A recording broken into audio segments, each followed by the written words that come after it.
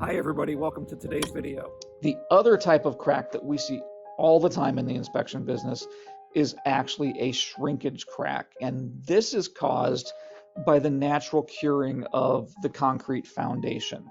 A foundation made of poured concrete actually will shrink a little bit as it cures.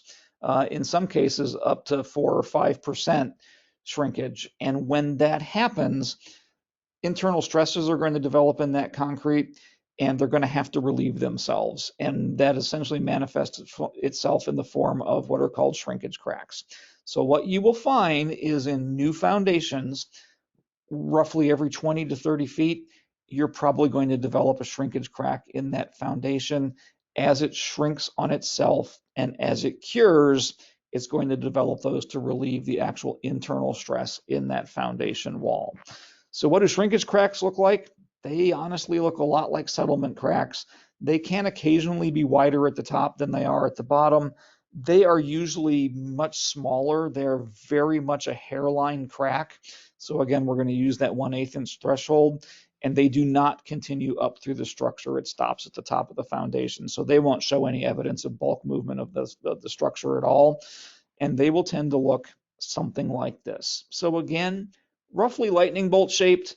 They're usually fairly consistent in width as they move up through the foundation.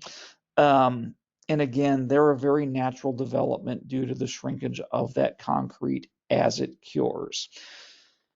What's the significance of them? They really have no structural significance at all. Again, you're going to find them every 20 to 30 feet in new construction.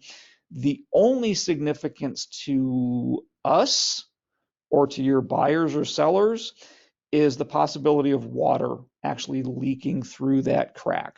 So when that shrinkage crack develops, there is the potential that it's going to get wide enough or it's going to put enough stress on that concrete that it's actually going to put a tear or a perforation in the damp proofing on the outside of that wall. And that damp proofing, as we're going to talk about later, is one of the primary lines of defense that keeps us from getting water in our basement.